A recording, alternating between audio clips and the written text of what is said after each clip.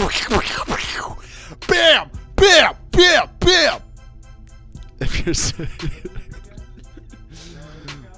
welcome to the AVG Fantasy Football Podcast. It's Season 3, Episode 49. We're covering the afternoon games in this one, but before we get into that, hey guys, Daddy talking. I thought we were muted.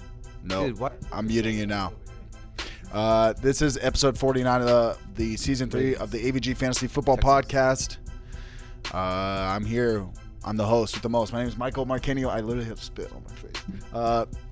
I'm here with my teammates here. I got Tyler Ravelis up top left, and I got Anthony Ravelis on the other side. Also, Anthony Ravelis goes by Billabong. Hey, Billabong, need more shirts? What did you say? I said, Billabong, if you would like to sponsor me, I need more shirts. That'd be sweet. Yeah. Dude, you look very informative over there in those glasses. You do. You look like you know a lot. And that's good to know. I do. It's good. It's I'm good that you know looking a lot. extra tan. This filter is not. Yeah, I got to change that in a second. But don't worry about that, dude. We're talking to audio listeners right now. Listen, if you're listening in audio and you don't have time for the entire podcast, do what I always say and go check the description for a table of contents, and you can go through this episode. This episode, we're covering the matchups, all right? We're covering the afternoon matchups all the way to Monday night game. Everything you need to know, who to start, who to sit. So if there's a certain matchup within there that you want to hear us talk about, go through the description, go through the table of contents, and find the matchup you're looking for. And you can navigate through the episode that way because there's little timestamps right there. It makes it real easy for you. Okay? Okay.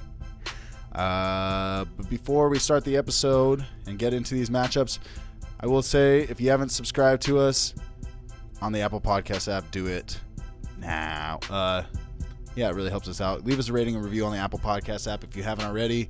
Check us out on YouTube, full video format. We actually play highlights of all these games and all these players we're talking about. So if you would like that extra, visual aid, if you're more of a visual learner, I'm a visual learner. I don't know about you guys.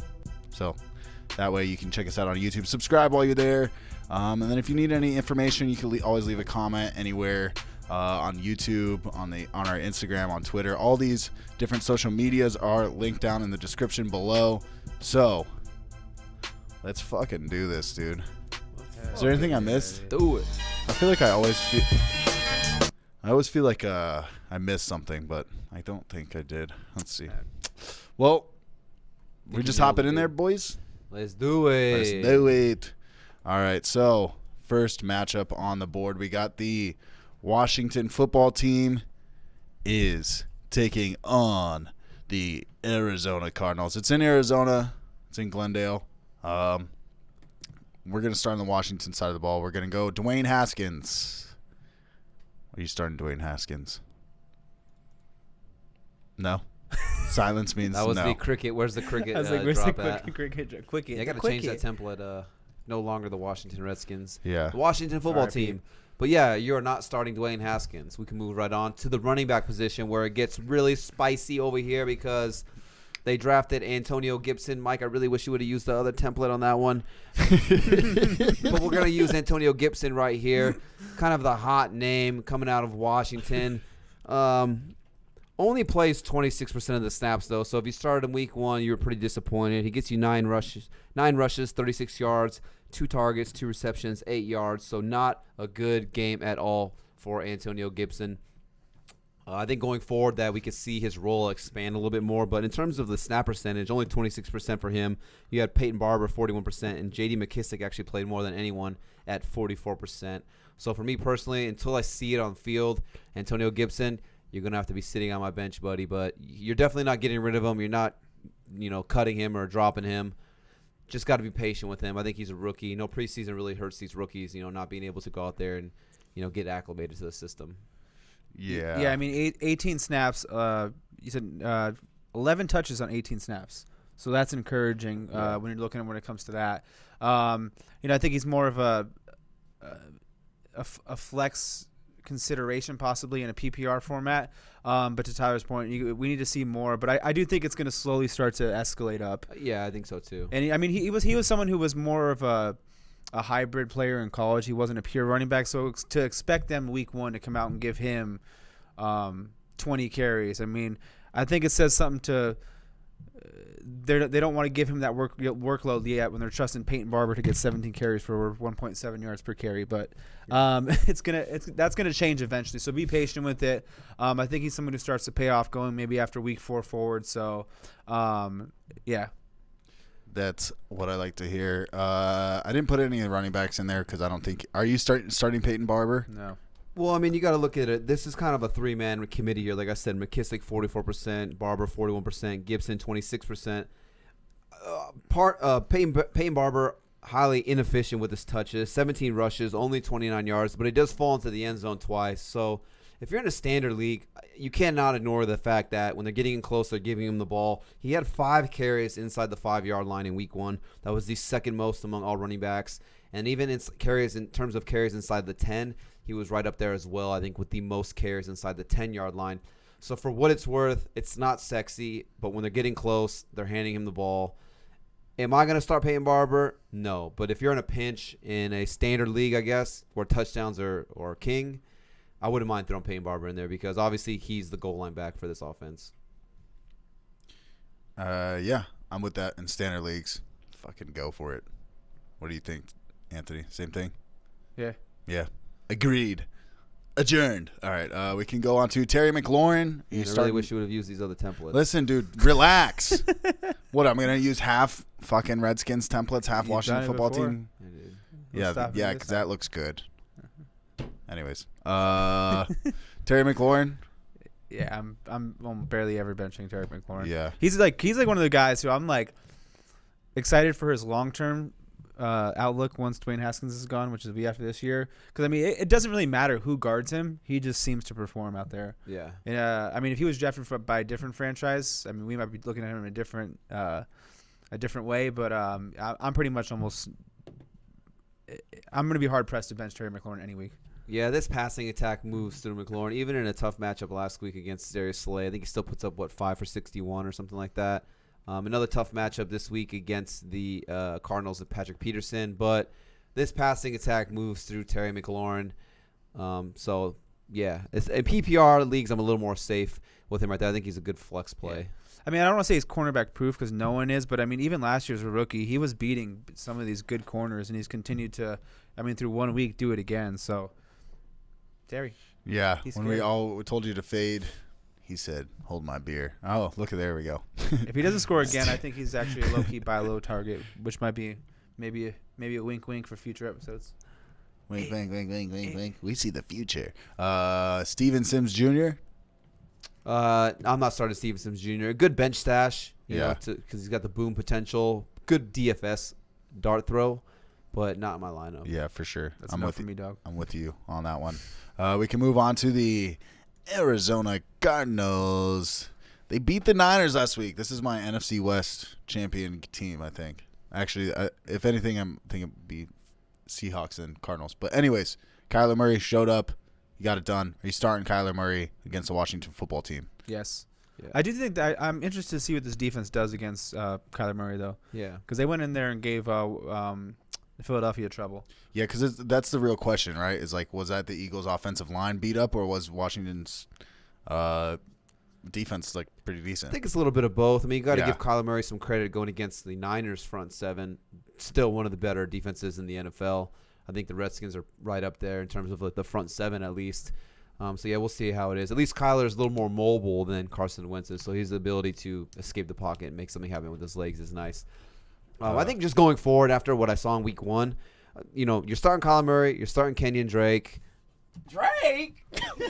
And you're starting DeAndre Hopkins, and that's it. That's all I want in this Cardinals offense. I'm not going to take a shot on Larry Fitz, first ballot Hall of Famer. I'm not taking a shot on Kristen Kirk. There's just too much depth at the position across the league for me to be taking gambles on a guy like Larry Fitz or Christian Kirk. So, yeah, for me, every week, Kyler Murray, Drake, and DeAndre Hopkins, they're automatic starts for me. Unless it's like a super veteran PPR flex league. Where you get 7 then points you throw Larry Fitz. No Christian Kirk for you on that one either. Nah, I agree with everything. Those guys would be droppable. Cardinals defense. I'm not mad at Cardinals defense as a stream this week, actually. Yeah, just because Dwayne Haskins. I picked him up in 2 leagues. Yeah. Yeah, I think it's a good streaming defense there. I mean, like I said, you got Patrick Peterson, Buda Baker. They signed to a nice extension. They get Isaiah Simmons. You got Chandler Jones off the edge. So, dude, not a bad Buda Baker, I think, streamer. had like 16 tackles last game. Yeah, well, they paid him a lot of money after, like, 1 or 2 years, which means they want to get him now before the price Before goes up even more. the stock price goes up on that one. Okay, we can move on to the next matchup. We got the Baltimore Ravens are taking on the Houston Texans. What do you guys think? Lamar Jackson, you're starting him. We'll start on the Ravens side. It's in Houston, by the way. Lamar Jackson, you starting him? See Yep, that's right. That's a set and forget it. Mark Ingram, this is where it got tricky, is these running backs, Mark Ingram, J.K. Dobbins. J.K. Dobbins seemed to be a little bit better for fantasy-wise last week. I mean, he got in the end zone. I mean, if that was Mark Ingram, I mean, would we be even discussing to J.K. Dobbins? So, I mean, I'm still rolling Mark Ingram out there. I mean, I'm not going to just, after 1 week, just throw in the towel in a sense. So I'm still starting Mark Ingram. I think you could probably flex both of these guys. They're not the sexiest guys. I think the upside's kind of capped on, who's going to fall into the end zone here. But, I mean, for what it's worth, Ingram saw 36% of the snaps, Dobbins 39%, and then you got Gus Edwards. He got 25% of the snaps. We saw this Texans run defense. They struggled week 1 against the Chiefs. We saw Clyde Edwards-Helaire kind of just break out in his first game in the NFL, and he had over 120 rushing yards.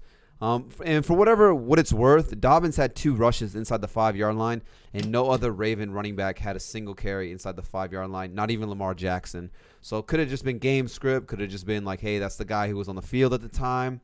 I'm not sure, but just some interesting information there. Dobbins gets 2 carries inside the 5. Ingram, Lamar Jackson, 0 carries inside the 5. Maybe we could kind of see them start to deploy Ingram and Dobbins a little bit more, because I can't imagine a scenario where you have your franchise quarterback Lamar Jackson and you want him to rush the ball another 160 times or whatever it was. You can't have him getting banged up. We saw what that did to Cam Newton in his career over time. Yeah, I think his everyone RG3. His rushing yards were down in his sense last week. I'm trying to look them up really fast. I agree with you in that sense. I kind of my projections of Lamar Jackson that was going to come down, and they're going to use both guys. So hopefully week 2 gives us a little bit more clarity in this backfield. Yeah, they're flex options at best for me right now. If one was to go down and one kind of like takes over, or maybe we see Dobbins kind of really emerge as just the younger, more athletic back at this point in time, then yeah, you're feeling confident with them going forward. But I think, like I said, we saw how bad the Texans' run defense was. So I think you could start both these guys. If Ingram puts up another dud, though, are you just abandoning ship? Let's say he comes out again, maybe gets you like 15 for 50, but no touchdown. I mean, I want to see the game script. That game was out of hand too, so that plays a factor into to me. So let's see what happens in week 2 before I can give you like some more. There's not enough clarity. It was 38-6. Yeah, that game was a blowout. So how much of it was it that they were blowing the team out that factored into this? And they were like, oh, let's put in the rookie because we're blowing them out. 100%. I don't know. Yeah. We can move on to Marquise Brown. Yeah, I'm starting Hollywood. Yeah, I think he's a high risk, high reward kind of player. He could boom for you for sure, but if he comes out and he doesn't put up this monster game, that's just kind of what I think Hollywood Brown is. He's a guy who comes out there, he can get you 100 yards on 3 or 4 catches, but there's also the risk of the other side where maybe he comes out and he doesn't perform well. But he also has that upside each and every single week, and he is, the second option in this passing attack behind Mark Andrews. So, yeah, at least a wide receiver 3 flex consideration. All right, and then that goes to the next guy. I didn't put any other receivers in there unless you guys want to talk about anybody else. Nah. No. I didn't think so. But so we got Mark Andrews. I think Mark Andrews, I don't know why I'm saying his name. He's on pace for 32 touchdowns. Yeah. You might get it. I don't think so. But, okay. You're setting it. Forget it with that. I didn't put the Ravens defense in there. But, listen, playing Ravens defense?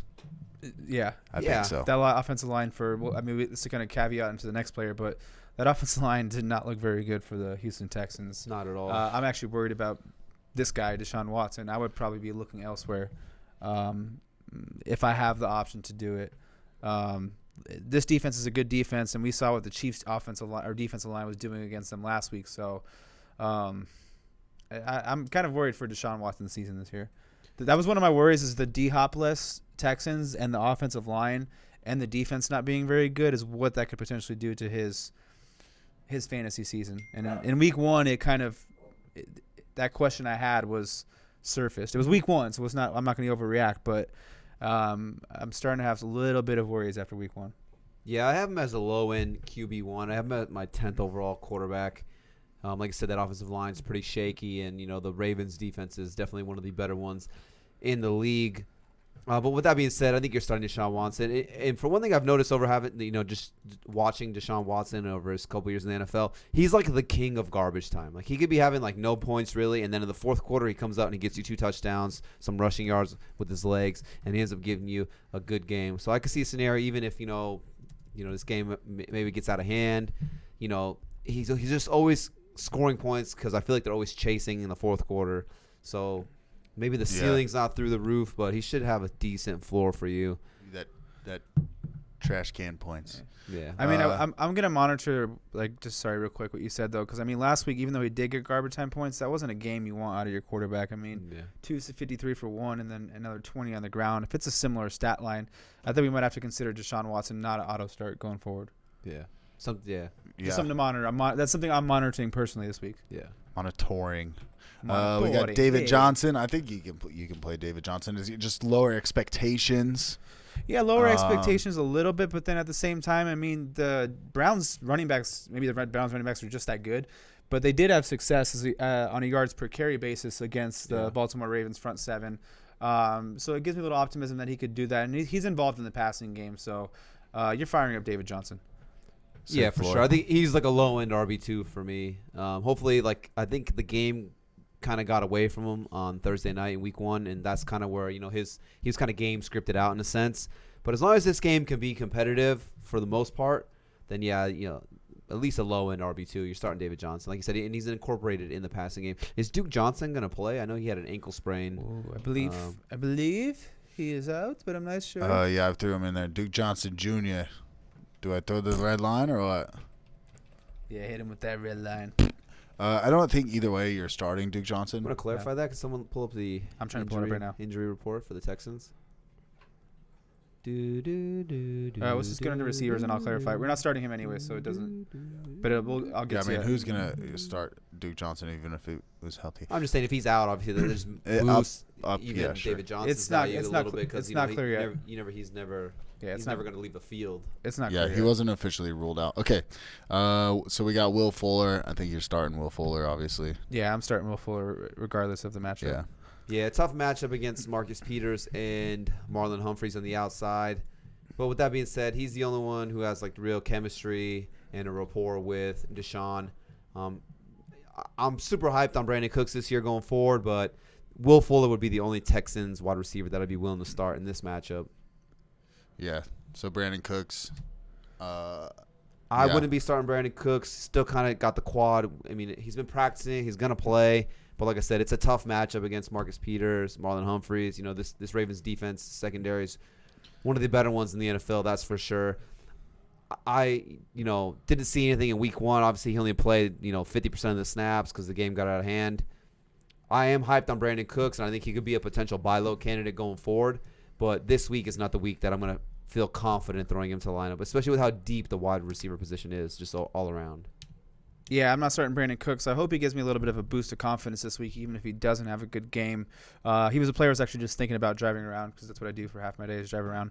A long streak in Los Angeles last year where he only missed one game low-key, but it felt like he missed a lot of the year. Basically kind of in a sense not benched, but pushed out of the offense. And, the Rams went out and paid Robert Woods because they believe he's a part of the future. They went out and paid Cooper Kupp because they believe he's a part of the future. They didn't, in a sense, give a shit about having Brandon Cooks stay there. So it almost makes me wonder, in a sense, did they see something to where they're just maybe he wasn't the same player anymore that he was in the past? Maybe it's injuries, concussions, this and that.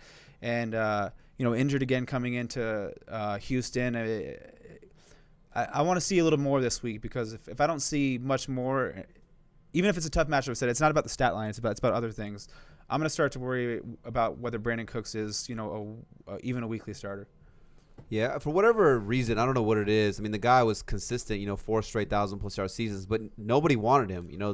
The Saints trade him away, the Patriots trade him away, the Rams trade him away. So I don't know what it is, why he just can't find a home. But, it's a rough start for him. Obviously, COVID, no training camp, no preseason games.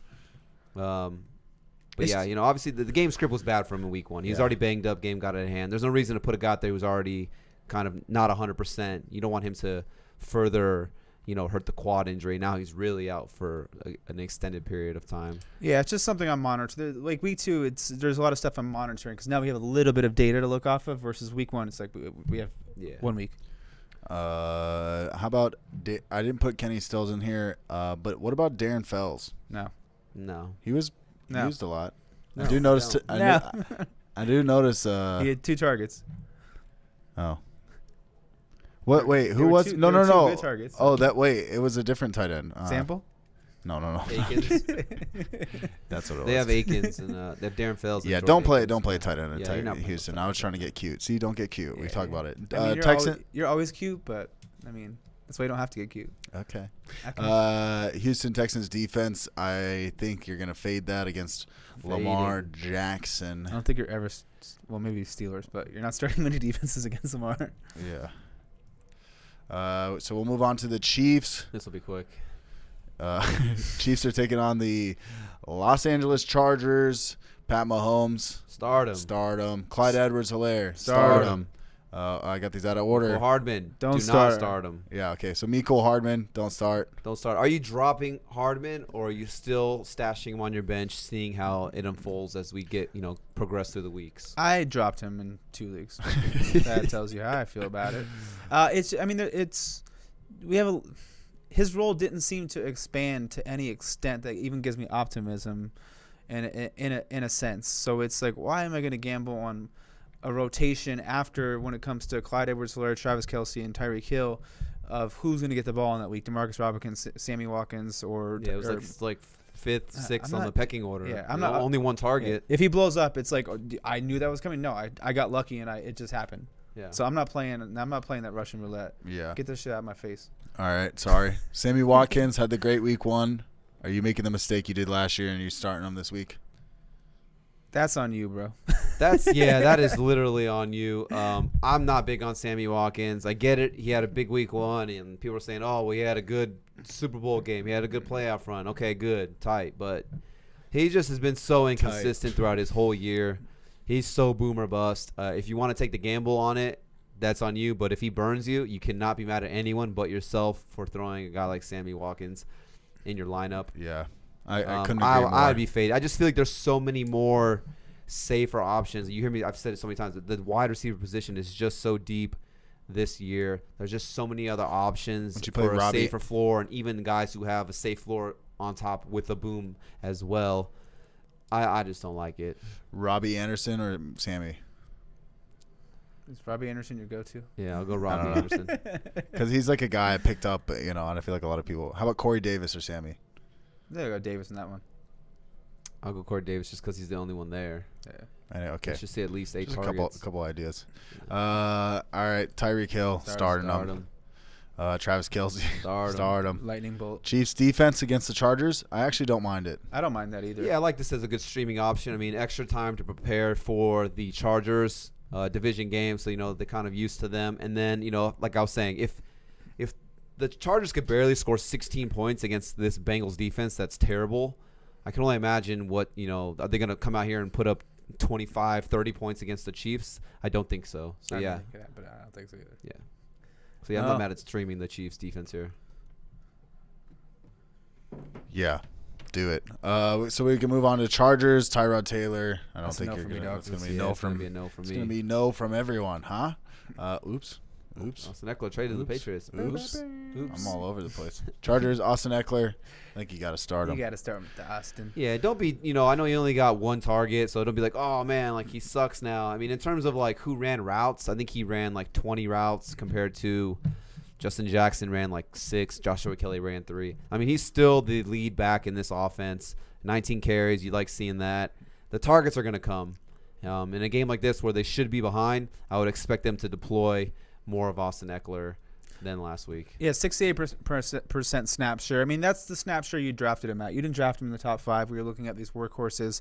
I mean, generally speaking, these guys outside of the top tier, they're going to be in the 65 to 75% snap share in a given game. So he didn't lose that role. He's got a solid role. The one catch is a fluke.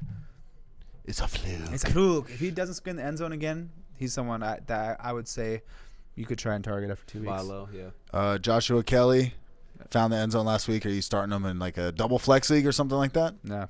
I'm not starting Joshua Kelly, but if he's on your waiver wire, I would definitely go grab him, throw him on your bench. If you want to handcuff Austin Eckler, obviously not the biggest running back, Austin Eckler.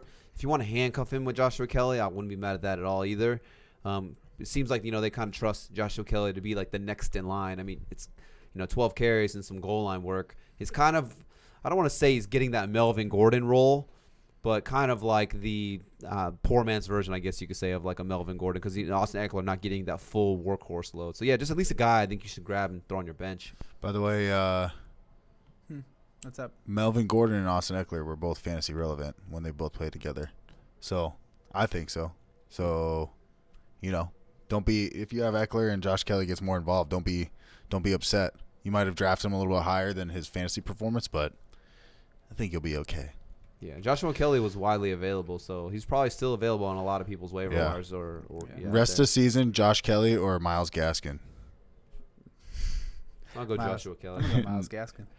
Not a homer pick. I don't know. Myles Gaskin had some good yards. I mean, if Joshua Kelly stays at 24%, I think Myles Gaskin's going to outsnap that.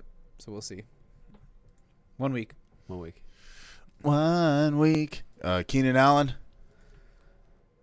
Flex. Yeah, he's, I thought, obviously Mike Williams, he's got the AC sprain. We were thinking that he wouldn't be incorporated or he wouldn't even play. But he comes out, Mike Williams gets 9 targets. Keenan Allen still saw 8 targets, so you like seeing that. It wasn't like he's still on the field. 8 targets is plenty enough.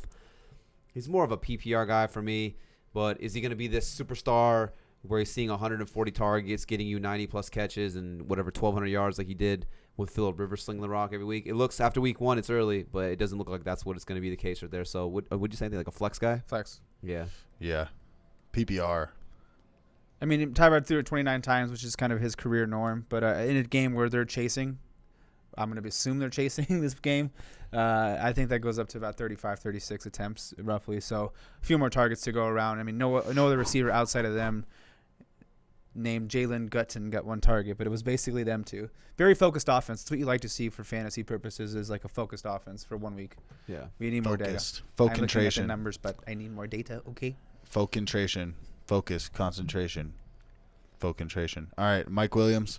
Flex. I think he's a flex guy. Like I said, it was nice to see him at least get 9 targets. He led the team in targets, and he's the deep threat guy, 17 yards per catch. Big body guy. He's got the touchdown upside. Like I said, Keenan Allen's never been really a big touchdown guy. I think that's kind of what Mike Williams is right there. So, yeah, flex guy. Wide receiver 3 flex. Might have to start him against you, dude. Yeah, do it, idiot. Fuck you up, See Mike, what happens. Bro, I can't wait to beat you. I literally always beat you. Really? When's the last time you beat me? I beat you every time. All right, guys, it's not about your teams. You're right. Hunter Henry. You starting Hunter Henry? Starting Hunter Henry for sure. Hunter Henry. That's really hard to say. Yeah, you start 8 targets. You like seeing that. Chargers defense. Definitely not. It's going to be no for me, dog. You don't play any defense against Patrick Mahomes. I mean, what about the Steelers? No, you don't. All right. No. We'll move on to the New England Patriots taking on the Seattle Seahawks. It's in Seattle. Russell Wilson is a guy there. Cam Newton, though. We're going to start on the Patriots side. Cam Newton, are you starting him? He's startable, but I don't. I think he gets picked off. If I have Cam Newton, you probably drafted him later. I don't know if you drafted Cam Newton just to have Cam Newton, so you might have other options to potentially choose from because you got him so late in your drafts. Everyone was kind of sleeping on him. I do like Cam Newton. We saw what they want to do with him. They're not afraid to run the ball. I think they ran the ball 65% of the time. They ran the ball. I know he wasn't throwing for a ton of yardage, but he was pretty efficient in terms of his completion percentage and when he did throw the ball. So, yeah, if he's going to offer me that rushing upside and when they get in close, if he's going to be the goal line back, I guess, because even though Sonny Michel's there, he's just like he's a ball carrier. I know Andre says like Jordan Howard's just a ball carrier, but Sonny Michel's just a ball carrier. So, yeah, I have Cam Newton inside my top 10. The rushing upside is just there. And in a game where it's Sunday night, Cam Newton, he always plays with that chip on his shoulder. He's got that ego. I think he's going to come out and show people, hey, I'm still Cam Newton. I can still get it done. And like I said, it was nice to see, he's the focal point of this offense and his rushing ability. Yeah, this is kind of my little bit more of my personal theme is I need to see a little more. He's still startable, but I think it's to your point where you probably drafted him late, so you probably do have potentially some other options that you could go ahead. To me, he's like a back-end quarterback one. Only 155 yards passing, very, very short intermediate passing type of game.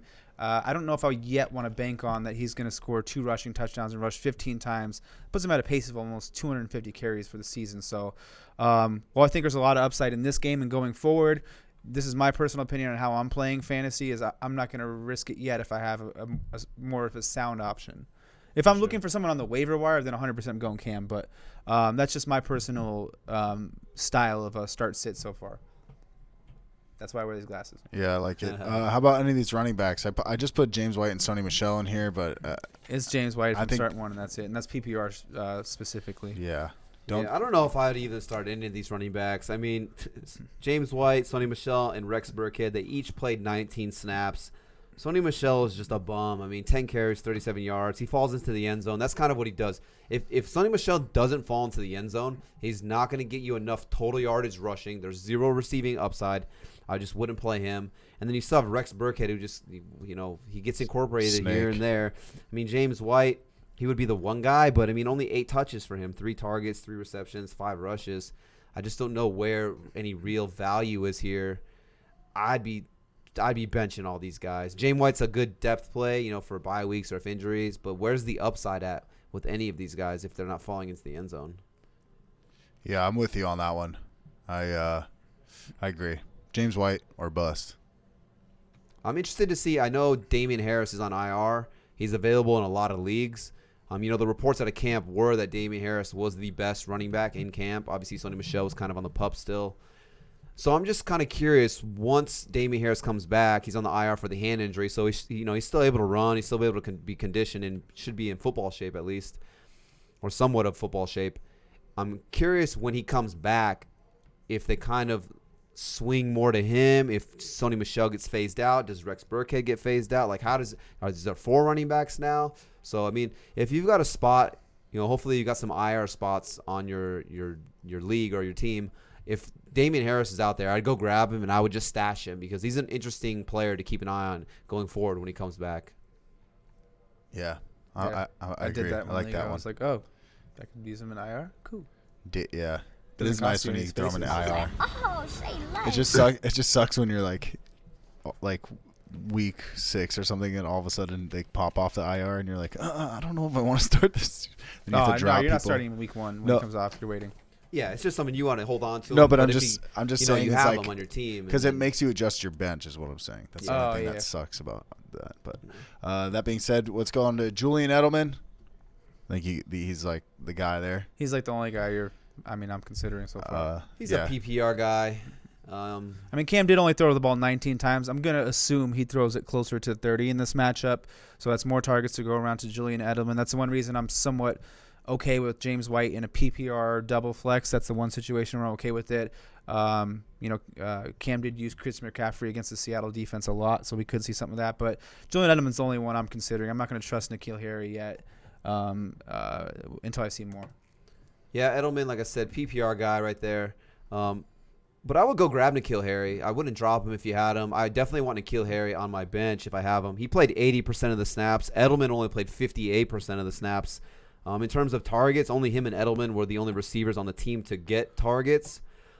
He had 6 targets, 5 receptions, only 39 yards. You don't like seeing that. He actually should have had a touchdown. He fumbled at the 1-yard line or the half-yard line into the end zone. Ends up being a touchback for the Dolphins there. But if N'Keal Harry falls into the end zone there and he gets that touchdown, a nice little game there. And like I said, he played 80% of the snaps. He got just as many targets, pretty much the same as Julian Edelman. So I think he's a guy that you want to stash on your bench because going forward, if it's just going to be Edelman and N'Keal Harry that are getting targets outside of James White out of the backfield, then, could he push 100 targets potentially? Sure could. I concur. Sure could. I concur. Yeah, you guys know me. I like N'Keal Harry. Yeah, I think he's worthy of a bench stash right now. 100%. I like him a lot. Maybe 3. Patriots defense against Seattle. That's gonna be not against Seattle. Not against my boy Russ. He's cooking. He's got the. Hopefully you didn't He's draft. got the pan. Hopefully you watched our video and you didn't draft Patriots defense. Well, if you did, you're like, yeah, that's right, bitch. You told me I'd draft him.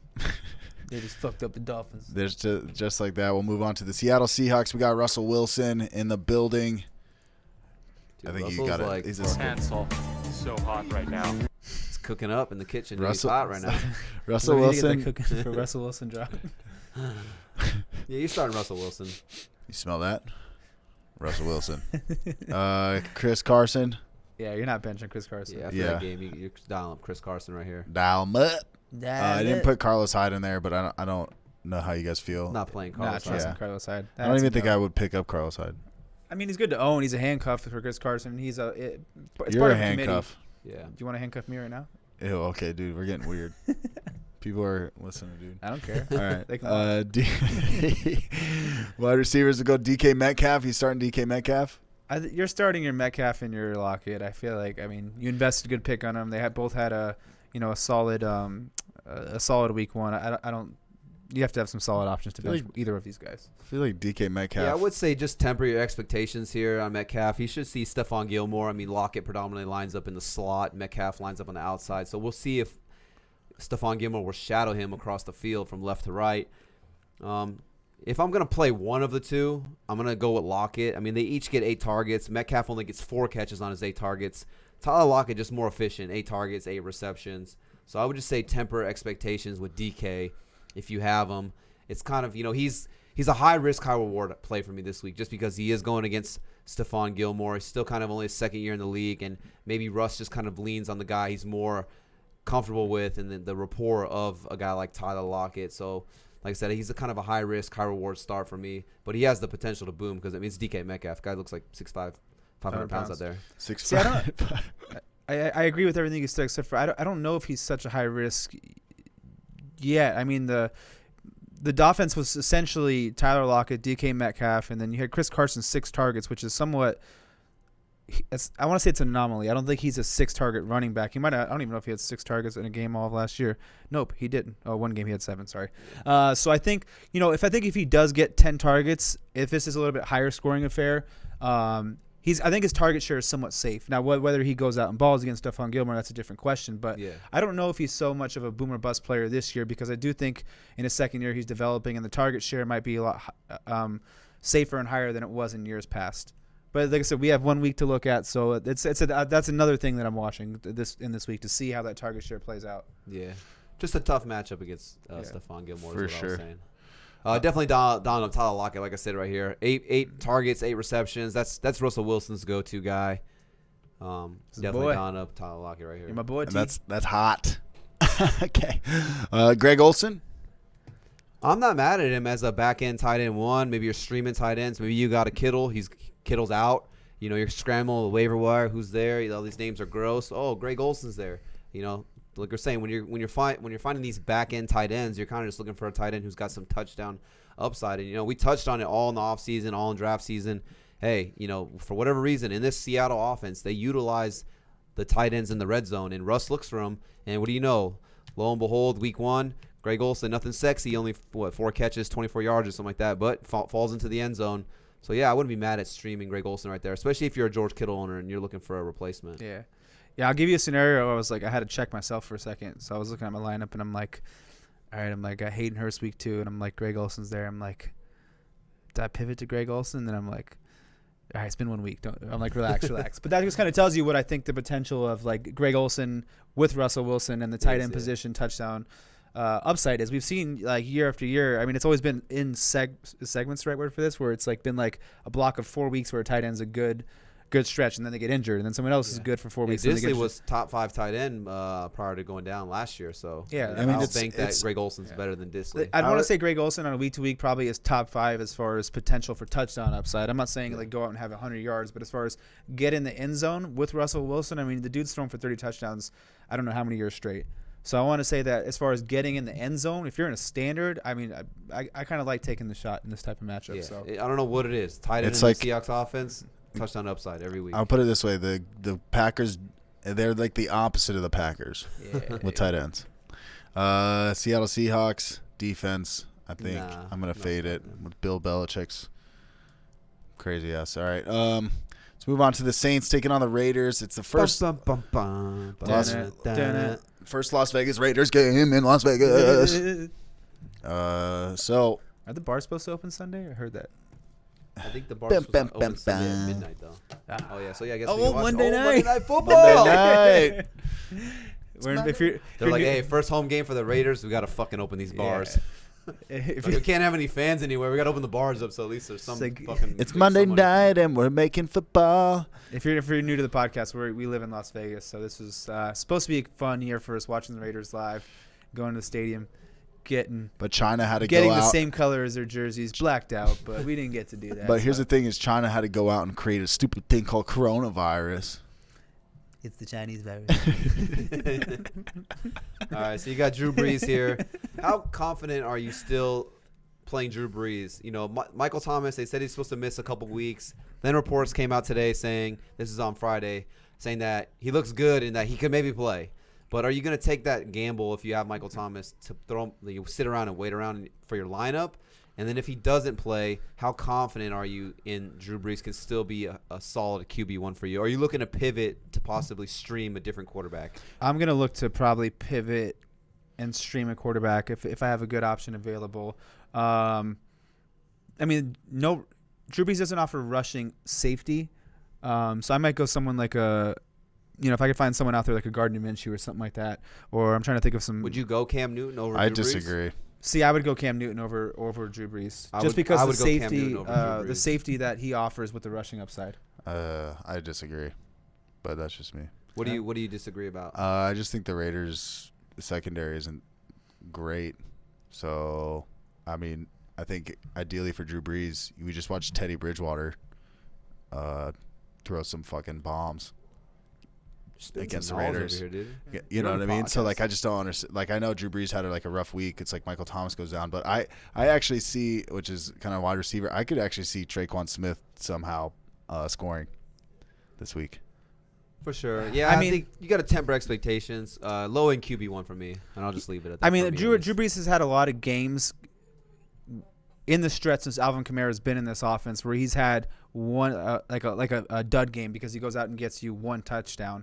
I guess I do think there's not as high as a floor as you're possibly predicting with this because we've seen. I mean, they were chasing. I mean, Christian McCaffrey still had 100 yards on the ground and it led for his 2 touchdowns, so that was part of the scoring points. But there's a floor there that I don't like. Versus where with Gardner Minshew, Cam Newton, some of these guys, the floor is a lot higher than it is with Drew Brees. Would it surprise me if they're able to dominate on defense and win this game, 21-24 to 14, and Alvin Kamara scores 2 touchdowns and Latavius gets 1? Not at all. That's not. I don't think it's a necessity, and we haven't seen him without Michael Thomas at his age now. So I do have my concerns on the floor. Yeah, I mean, for sure, I think the floor is safer to go Cam Newton, but. If I had Drew Brees, I would play him this week, but that's just. And I don't know if there's such a huge ceiling without Michael Thomas. So it's like, I'm hoping for a middling game. It's like I'd rather take a shot on Cam Newton has an explosive game.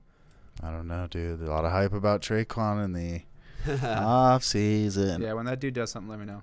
All right, I will. Bro, watch him pick up his brother Duquan though. Bro, he's about to score Duquan amount of touchdowns. Watch. All right, I bet he'll score two touchdowns. Duquan or Traquan? Traquan.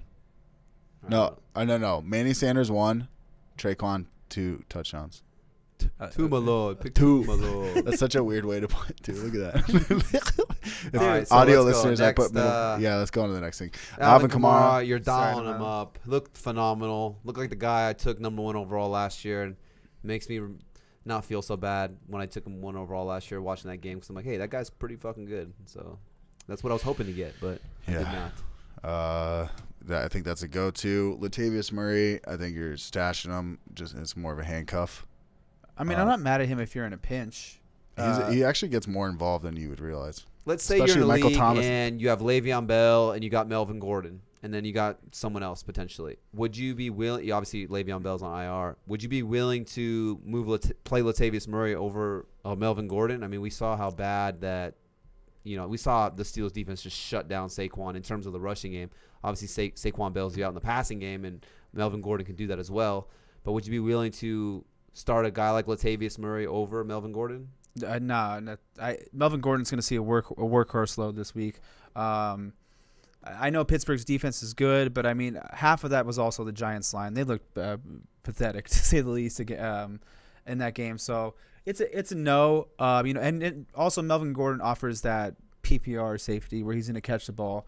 But I do think Latavius Murray is someone where I think we brought up someone earlier in a pinch where he's a guy I'm not mad at if you're in a pinch. I don't know if Melvin Gordon was the best example for me personally, but he's someone I don't mind in certain rosters throwing out there because I do think this could be a little bit of a 1-2 combo, and you have, let's just say, a Nick Chubb / Kareem Hunt type of – there's potential for that upside. Maybe they lean on the rushing game a little bit more with no Michael Thomas. Yeah, I'm not saying they have those type of games, 30 points and 20, but there's potential for something like that in this matchup. Yeah, good points. Good points, boys. All right. Thank you. Michael Thomas. They said he's going to be out several weeks. If you have Michael Thomas, are you gambling? Because he said, there's a potential chance that he might play. It's a Monday night. Are you gambling that he doesn't play? And then maybe if he doesn't, you get a guy like Traquan because he's, Traquan's heavily available in a ton of leagues. Are you even taking that gamble, or are you just kind of like, hey, dude, I'll gamble. Let me just wait 1 week. But I don't have him.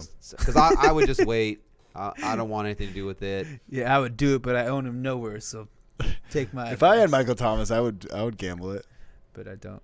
I would do it. Yeah, you just said Traquan's gonna get 2 touchdowns, so. Yeah.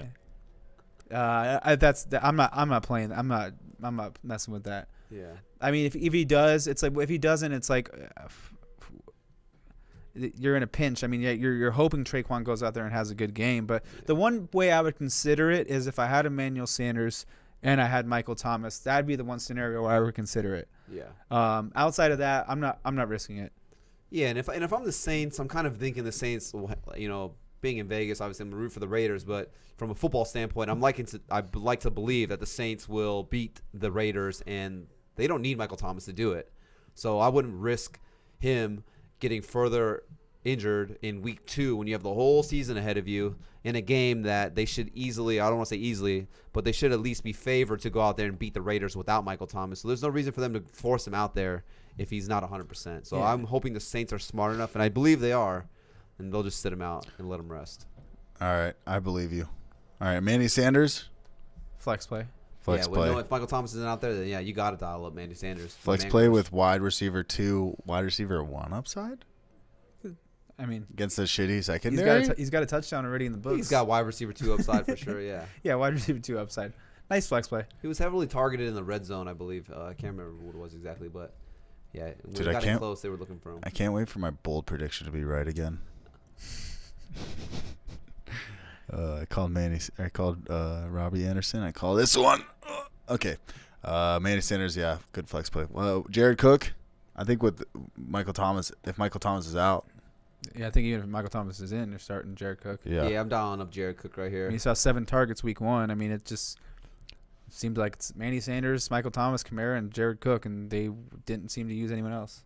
Yeah, for sure. Yeah, you're dialing up Jared Cook right here. And then even, the ceiling goes up even more if there's no Michael Thomas. Yeah, that's what I meant. Yeah. But, okay, Saints defense, they look pretty good.